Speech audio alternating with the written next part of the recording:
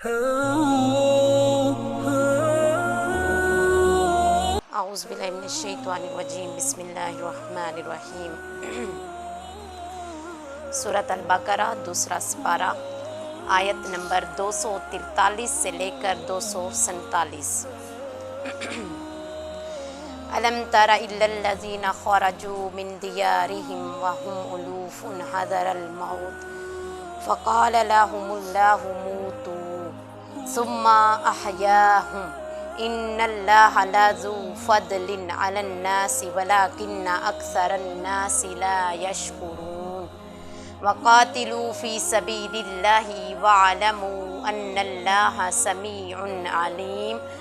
من ذا الذی یقرض اللہ قرضا حسنا فیضاعفہ لہ اضعافا کثیرا واللہ یقبض ویبسط وَإِلَيْهِ تُرْجَعُونَ۔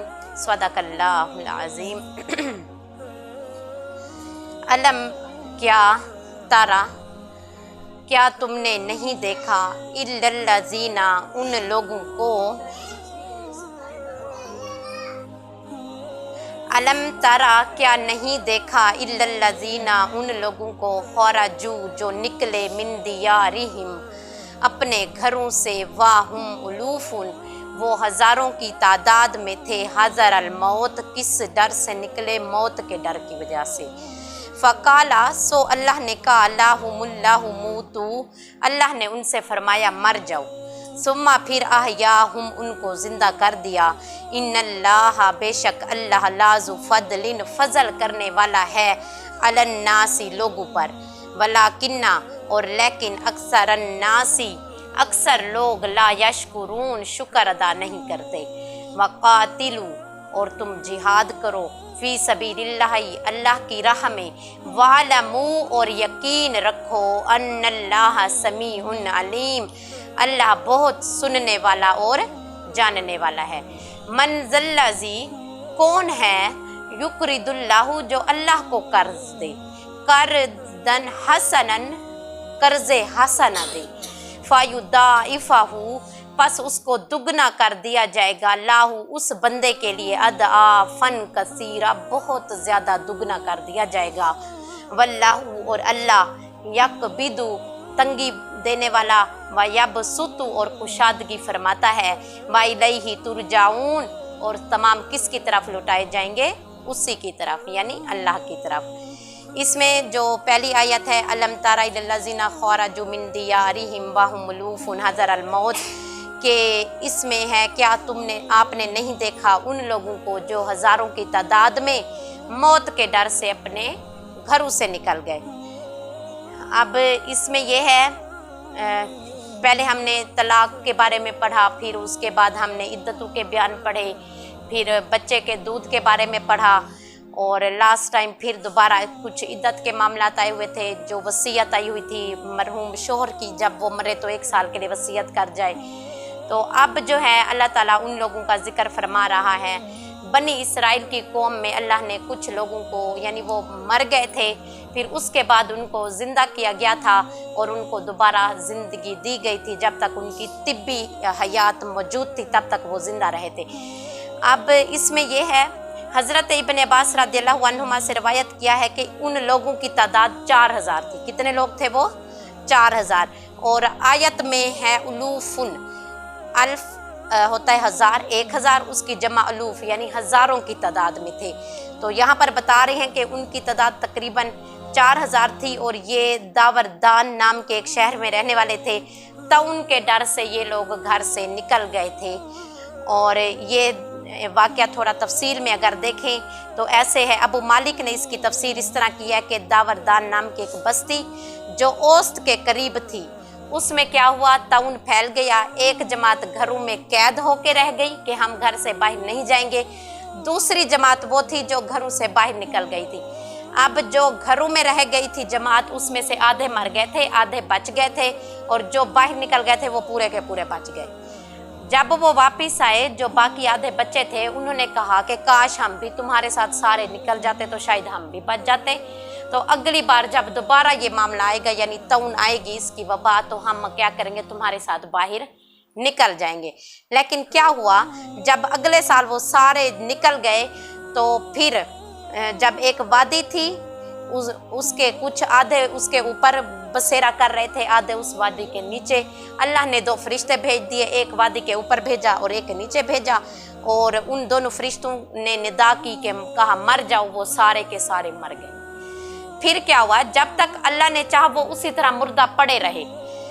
फिर वहाँ से हज़रत हज़कैल, ये नबी अलैहिस्सलाम हैं, उन्होंने इतनी सारी हड्डियों को देखा तो बहुत हैरान हुए। अल्लाह ताला ने उनकी तरफ वही की कि आप निदा करें तमाम हड्डियाँ मुज्तमे हो जाएं। क्या हुआ, उनकी निदा के बाद सारी जो हड्डियाँ थी वो आपस में जुड़ गई, जो उसके वादी के ऊपर थी और नीचे थी, सारी एक जगह इकट्ठी हो गई। फिर अल्लाह ने उन्हें वही की कि आप निदा करें कि इन हड्डियों में अल्लाह गोश्त डाल दे।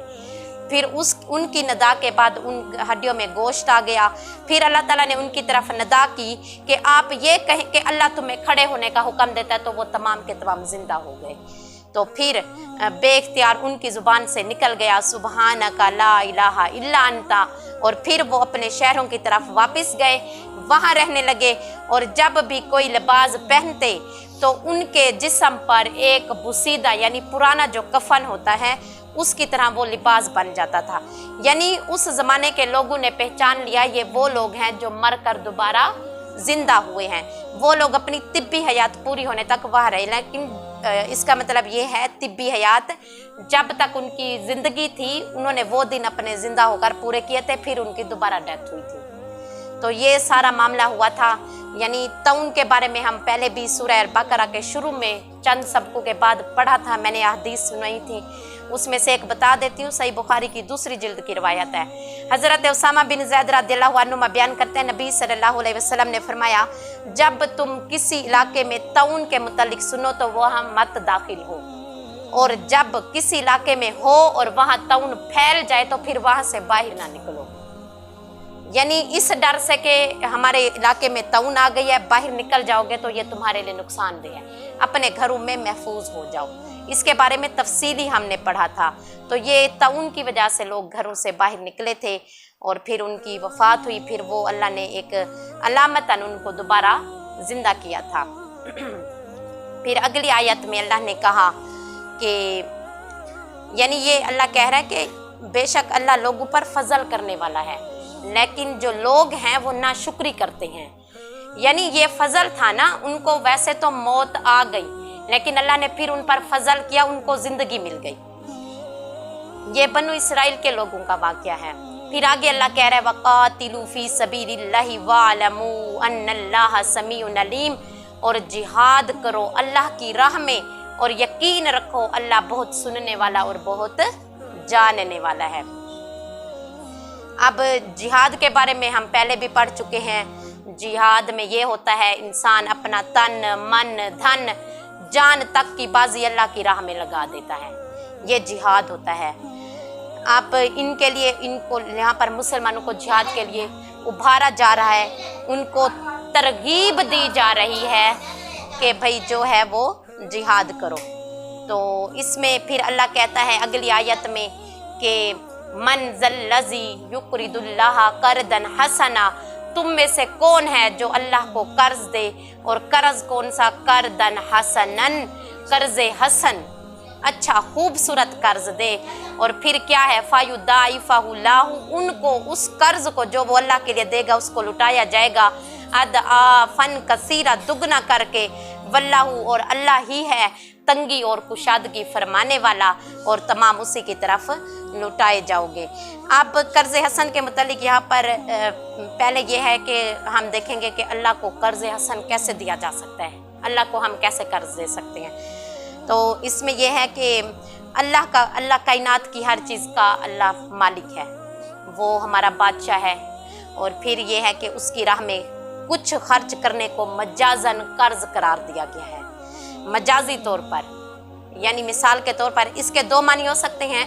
अल्लाह के बंदे को कर्ज देना तो अल्लाह को कर्ज देना हो गया। अगर वो कर्ज आप अच्छे तरीके से दें, मिसाल के तौर पर आपने जितनी रकम दी है उससे 1 रुपया भी ज़्यादा आप लेने की डिमांड नहीं करेंगे। अगर 1 रुपया ज़्यादा मांगेंगे तो वो तो सूद हो जाएगा। तो अल्लाह कह रहा है मेरे लिए कर्ज हसना कौन है तुम में से जो अदा करेगा, और दूसरा कर्ज फिर अल्लाह की राह में देना है। यहाँ पर एक बात आई हुई है, दुनिया में लोग ज़्यादा से ज़्यादा गिने चुगने सूद पर कर्ज दे देते हैं, ऐसा है ना, थोड़े से पैसे ज़्यादा आ रहे होते हैं, लेकिन अल्लाह तुम्हें उस माल का अजर 10 गुना, 70 गुना, 700 गुना, 1400 गुना से भी ज़्यादा अता करता है जो तुम अल्लाह को कर्जा देते हो। लोग तो थोड़ा सा नफ़ा देते हैं, फिर अल्लाह नफ़ा ही नफ़ा देता है। और फिर इसके बारे में रवायात भी आई हुई हैं कि हज़रत इब्ने मसूद से रवायत है कि जब ये आयत नाजिल हुई, यही वाली कर्ज़ हसना वाली, तो एक अंसारी साहबी थे हज़रत अबू दाहा, उन्होंने कहा कि या रसूलल्लाह क्या वाकई अल्लाह हमसे कर्ज चाहता है? सवाल किया। आप अलैहिस्सलातु वस्सलाम ने फरमाया हाँ, अल्लाह वाकई आप लोगों से कर्ज चाहता है। तो उस साहबी रसूल ने कहा कि या रसूलल्लाह सल्लल्लाहु अलैहि वसल्लम आप अपना हाथ बढ़ाएं। जब आपने अपना हाथ बढ़ाया तो उन्होंने कहा कि मैं अपना जो बाग है वो अपने रब को कर्ज दे रहा हूँ। और फिर उनके बाग में 600 खजूर के दरख्त थे।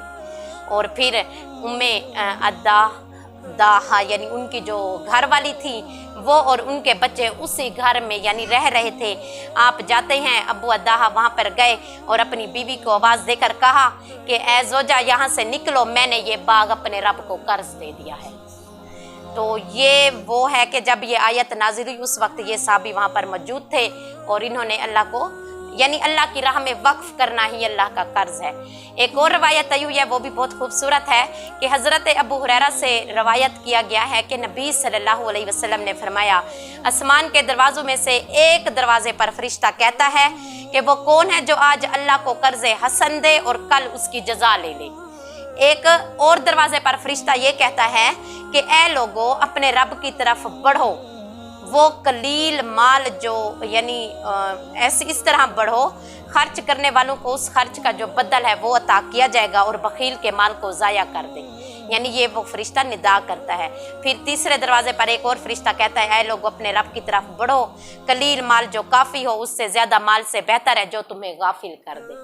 कलील माल तुम्हारे लिए वो ज़्यादा बेहतर है जो ज़्यादा हो और तुम्हें अपने रब से गाफिल कर दे। फिर एक दरवाजे पर फरिश्ता कहता है ऐ बनु आदम मौत के लिए झगड़े पालो और वीरान होने के लिए मकान बनाओ, क्योंकि तुमने वैसे ही मर जाना है। जितने अच्छे घर बना के जाओगे वो सिर्फ मकान है, खाली ईंट और पत्थर हैं। फिर उसके बाद शोबुल मान में एक रवायत आई हुई है कि रसूल सल्लल्लाहु अलैहि वसल्लम ने फरमाया अल्लाह अज़्ज़ व जल फरमाता है ए इब्ने आदम अपने ख़जाने को मेरे पास अमानत रखो, ना वो जलेगा ना डूबेगा ना चोरी होगा, जब तुम्हें ज़रूरत होगी मैं तुम्हें दे दूंगा। तो ये जो हम अल्लाह को कर्ज देते हैं वो दुगना चुगना होकर लौटता है इस दुनिया में भी, क्योंकि अल्लाह ने आगे ही फरमाया है कि वल्लाहु यकबिदु व यबसुतु, अल्लाह ही तंगी और कुशादगी फरमाता है। हमें ऐसे लगता है हम माल देंगे तो हमारा हाथ तंग हो जाएगा, माल यानी चला जाएगा, लेकिन ऐसा नहीं है। अल्लाह ही बेहतर जानता है कि मैंने उस माल को कुशादा करके तुम्हें कैसे लौटाना है। तो फिर अल्लाह कहता है कि जब तुम्हें ज़रूरत होगी मैं तुम्हें वो कर्ज अच्छे तरीके से लौटा कर दूंगा। तो उसके बाद अगली आयत हैं वो देखते हैं कि अलम तरा इलल मलाई मिम बनी इसराईल मिम बादी मूसा इज़ क़ालू लिनबिय्यिल्लाहु मुबअस लना मलिकन नुक़ातिल फ़ी सबीलिल्लाह, कि अलम तारा क्या आपने, ये बनु इसराइल का ही दोबारा उनकी बात आ रही है कि मूसा अलैहिस्सलाम का भी जिक्र आ रहा है कि क्या आपने मूसा की वफ़ात के बाद बनु इसराइल के एक गिरोह को नहीं देखा, इज़ जब कालू उन्होंने कहा ले नबिय्यिल्लाहु मुबअस लना मालिकन, कि ए नबी अपने उन्होंने नबी से कहा कि हमारे लिए यानी कोई बादशाह मुकर्रर कर दें। फिर क्या है तो हम अल्लाह की राह में क्या करेंगे, नुकातिल फ़ी सबीलिल्लाह, अल्लाह की राह में जिहाद करेंगे। ये शर्त लगाई उन्होंने कि पहले हमारा कोई बादशाह हो फिर हम अल्लाह की राह में जिहाद करेंगे। काला तो उनके नबी ने उनसे कहा कि हल असैतुम इन कुतिबा अलैकुमुल कितालु अल्ला नुकातिलु, अगर तुम पर किताल से मरा जिहाद फ़र्ज कर दिया जाए तो शायद तुम किताल नहीं करोगे। कालू उन्होंने कहा मा लना अला नुकातिल फ़ी सबीलिल्लाह, हमें क्या हुआ है ہم اللہ کی راہ میں قتال کیوں نہ کریں؟ وَقَدْ اُخْرِجْنَا حالانکہ ہمیں نکالا گیا گھروں سے، وَأَبْنَائِنَا اہل و عیال کے گھروں سے ہمیں نکال دیا گیا، فَلَمَّا پھر جب کُتِبَ فرض کر دیا گیا ان پر جہاد کو، تَوَلَّوْا پھر گئے، إِلَّا مگر قَلِيلًا مِّنْهُ ان میں سے ماں سوائے چند کے باقی تمام نے روگردانی کر لی۔ واللہ اور اللہ علیم جانتا ہے بالظالمین ظالموں کو خوب جاننے والا ہے۔ اب اس کا پس منظر بتا دیتی ہوں کہ جب حضرت موسیٰ علیہ السلام کی یعنی وفات ہو گئی اور اس کے بعد جو ہے بنو اسرائیل یعنی آپ ہی کی قوم میں سے ایک گروہ گیا، ان کے پاس ایک نبی تھے، نبی کا نام شمویل یا شمعون دونوں ہی آتے ہیں روایات میں، بہرحال ان کے پاس گئے اور انہیں کہا کہ پہلے اللہ سے کہیں کہ ہمارے لیے ایک بادشاہ مقرر کرے، اس کے بعد ہم اللہ کی راہ میں کیا کریں گے؟ جہاد کریں گے۔ اب دو چیزیں ہوتی تھیں، کوئی بھی قوم جو ہے ایک تو وہ نبی کی پیروی بھی کرے، بادشاہ کی بھی پیروی کرے، یعنی نبی کی بھی مانے بادشاہ کی بھی مانے، تب وہ قوم کامیاب ہوتی ہے، ورنہ وہ قوم کامیاب نہیں ہوتی۔ تو اسی طرح بنو اسرائیل کی قوم میں نبی تو موجود تھے، یک کے بعد دیگرے آ رہے تھے، لیکن ان کے پاس بادشاہ نہیں تھا۔ تو پھر اللہ تعالیٰ نے ان کے نبی کو یہ کہا کہ آپ اپنے باورچی خانے میں جائیں گے، وہاں ایک تیل رکھا ہوا ہے، جب آپ کے گھر کوئی ایسا بندہ آئے گا جب یہ تیل جو ہے اچھلنے لگ جائے یعنی ٹھاٹھے مارنے لگ جائے تو آپ سمجھ جانا کہ یہ والا بندہ جو ہے اس آپ کی ریاست کا کیا بنے گا؟ بادشاہ بنے گا۔ کئی دن تک یہ معاملہ چلتا رہا، کوئی بھی مطلب بڑے سے بڑا بندہ آتا تھا اعلیٰ خاندان کا، اعلیٰ نسل کا، لیکن وہ تیل کوئی بھی حرکت نہیں کرتا تھا۔ تو اچانک ایک دن ایک بندہ آیا تو وہ تیل جو ہے ٹھاٹھے مارنے اور اچھلنے لگا۔ گویا تو پھر آپ نے اس بندے سے کہا، ان کے نبی نے شمعون نے، کہ بھائی تم نہ اس جو ہماری ریاست ہے اس کے بادشاہ ہو۔ وہ کہتا میں تو سب سے کم جو نسل ہے اس سے ہوں، جو سب سے غریب گھرانہ ہے اس سے ہوں، تو پھر میں بادشاہ کیسے بن سکتا ہوں؟ مجھ سے تو اعلیٰ سے اعلیٰ بندے پھر رہے ہیں۔ کہا تمہارا جو چناؤ ہے وہ اللہ نے کیا ہے۔ اور پھر آخر میں اللہ کہتا بھی ہے واللہ اور اللہ یؤتی عطا کرتا ہے ملکہ اپنا ملک من یشاء جس کو چاہتا ہے۔ تو یہ اس سے فرق نہیں پڑتا کہ وہ امیر ہے غریب ہے، کس خاندان کا ہے کس نسل کا ہے، بس اللہ نے اس بندے کو سلیکٹ کیا، منتخب کیا۔ ان کے نبی نے جب لوگوں کو بتایا انہوں نے اعتراض کیا کہ اس کے پاس تو ہم سے زیادہ مال بھی نہیں ہے۔ یہاں پر اس میں آیا ہوا ہے آیات میں بھی کالو انہوں نے کہا انا یکون لہ الملک علینا، اس کی بادشاہی ہم پر کیسے ہو سکتی ہے، وَنَحْنُ اور ہم احق زیادہ حق رکھتے ہیں بالملک منہ اس سے بادشاہ بننے کا زیادہ حق رکھتے ہیں، وَلَمْ يُؤْتَ سَعَةً مِّنَ الْمَالِ اس کو مالی وسعت بھی نہیں دی گئی ہے، اس کو یعنی اس کے پاس تو مال ہی نہیں ہے، یہ ہمارا بادشاہ کیسے ہو سکتا ہے۔ تو قال النبی نے کہا ان اللہ اصطفاہ اللہ نے تمہارے لیے اس کو چن لیا ہے، وزادہ اور زیادتی دی ہے اللہ نے اس کو بسطۃً فی العلم والجسم علم اور جسم میں زیادہ کشادگی عطا کی ہے، اور پھر اللہ جس سے چاہتا ہے اپنا ملک عطا کرتا ہے، واللہ اور اللہ واسع علیم وسعت والا اور بہت علم والا ہے۔ اب آخر میں یہ بھی آتا ہے کہ انہوں نے بہت زیادہ جب اعتراضات کیے کہ بھئی یہ بادشاہ کیسے بن سکتا ہے، یہ تو کم خاندان کا ہے، غریب سا بندہ ہے، ہم اس کو بادشاہ کیوں مانیں؟ تو نبی نے ان کے نبی جو شمعون تھے انہوں نے اللہ سے دعا کی تھی، تو اللہ نے ان کو ایک عصا دیا تھا، عصا دیا تھا کہ اس سے اس کا قد ناپا جائے، اگر اس عصا کے برابر اس کا قد ہو جائے تو تم مان لینا کہ یہ اللہ کی طرف سے تمہارا بادشاہ ہے۔ اللہ نے یہاں پر بھی کہا ہے کہ ان کو علم اور جسم میں زیادہ کشادگی ملی تھی اس بندے کو، تو جب انہوں نے اس عصا سے ناپا تھا تو ان کا جسم ویسے ہی تول والا ہو گیا، یعنی بڑا ہو گیا، اور علم بھی ان کا کشادہ تھا، وسیع تھا۔ تو پھر اللہ کہتا ہے جسے میں چاہوں اپنا ملک عطا کر دیتا ہوں، وہ میری مرضی ہے، تمہارا اس سے کوئی لینا دینا نہیں ہے۔ تو یہ تمام انہی کا واقعہ آیا ہوا ہے۔ اور پھر اس کے بعد جو ہے اللہ تعالیٰ کہتا ہے کہ میں یعنی بڑی وسعت والا اور بہت علم والا۔ یہاں وسعت سے مراد ہر چیز کی وسعت ہے، صحت کی وسعت ہے، آپ کی روزی کی وسعت ہے، آپ کے علم کی وسعت ہے، آپ کے ذہن کی وسعت ہے، آپ کے اچھے چلنے پھرنے کی وسعت ہے، تمہارے صحیح سلامت ہونے کی وسعت ہے۔ وسعت صرف ایک چیز میں نہیں ہوتی، جیسا کہ رزق ایک چیز کا نام نہیں ہے۔ ہم رزق صرف روٹی پیسے کھانے پینے کو سمجھتے ہیں، لیکن اللہ کہتا ہے میرے نزدیک رزق تمہاری صحت ہے، رزق تمہارا علم ہے، رزق تمہارا اچھی اولاد ہے، فرما بردار اولاد، رزق تمہارا ایک اچھا ہم سفر، ایک اچھا ساتھی ہے۔